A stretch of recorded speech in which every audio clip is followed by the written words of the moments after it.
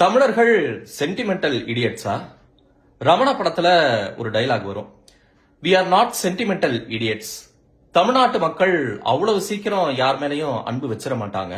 அப்படி அன்பு வச்சுட்டா அதை கடைசி வரையிலும் மாத்திக்க மாட்டாங்க அப்படின்னு ஒரு கேரக்டர் சொல்லும். என்ன பொறுத்த வரைக்கும் இது ஏறக்குறைய சென்டிமெண்டல் இடியட்ஸ் தரம் தான். ஏன்னா தமிழ் மக்களோட அன்பை நான் மதிக்கிறேன், அந்த உணர்வுக்கு நம்ம கண்டிப்பா மரியாதை கொடுக்கணும், அது வேற விஷயம்.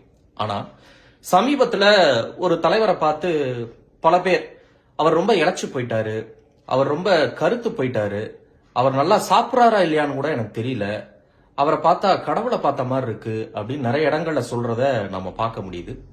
அது எந்த தலைவரா வேணாலும் இருக்கட்டும், ஒரு எக்ஸ் அப்படின்னு நம்ம வச்சுப்போமே. ஏன்னா தமிழ்நாட்டு மக்கள் எந்த தலைவரா இருந்தாலும் எந்த கட்சியா இருந்தாலும் தங்களுக்கு பிடித்தவரா இருந்தா அப்படி ஒரு அன்பை கொட்டுறாங்க. அன்பு இருக்கலாம், அந்த அன்பு மிகுதியா கூட இருக்கலாம். ஆனா அந்த அன்பின் மிகுதியால தன்னைத்தானே சிதைத்துக் கொள்ளக்கூடிய அட்ராசிட்டிய எப்படி அக்செப்ட் பண்ணிக்க முடியும்? அண்டை நாட்டை சேர்ந்த போராளி தலைவர் ஒரு முறை சொன்னாரு, தமிழர்கள் கிட்ட உங்களுக்கு பிடிக்காத விஷயம் என்ன அப்படின்னு கேட்டப்ப, தமிழர்கள் தங்களுடைய பிரச்சனைகளுக்கெல்லாம் தீர்வு காண ஒருத்தர் தேடிக்கிட்டே இருப்பாங்க. அப்படி ஒருத்தர் கிடைச்சிட்டா தங்களுடைய பிரச்சனைகளை எல்லாம் அவர் கையில கொடுத்துட்டு அவரை தூக்கி பிடிக்க ஆரம்பிச்சு அவர்கிட்ட இருந்து தீர்வு தேட தொடங்கிடுவாங்க அப்படின்னு குறிப்பிட்டிருந்தாரு. தமிழ்நாட்டு மக்கள் எப்பவுமே தேவ தூதர்களை தான் தேடிக்கிட்டு இருக்கிறாங்க. ஒண்ணு கிடைச்சா தேவ தூதர், அப்படி இல்லைன்னா தேவையில்லாதவன், இந்த நிலைப்பாட்டுல தான் இருக்கிறாங்க. இது சரியா அப்படிங்கிறது ஒரு மிகப்பெரிய கேள்விக்குறிதான். ஏன்னா உலகுக்கே திருக்குறளை கொடுத்த ஒரு இனம், அறிவு அச்சங்காக்கும் கருவி செருவார்க்கும் உள்ளழிக்கலாகா அரண் அப்படின்னு சொல்லி கொடுத்த ஒரு இனம் தான் ஒரு மேன்மையான இனம். ஆனா இது ஒரு மேன்மையான குணமா அப்படின்னா எனக்கு தெரியல.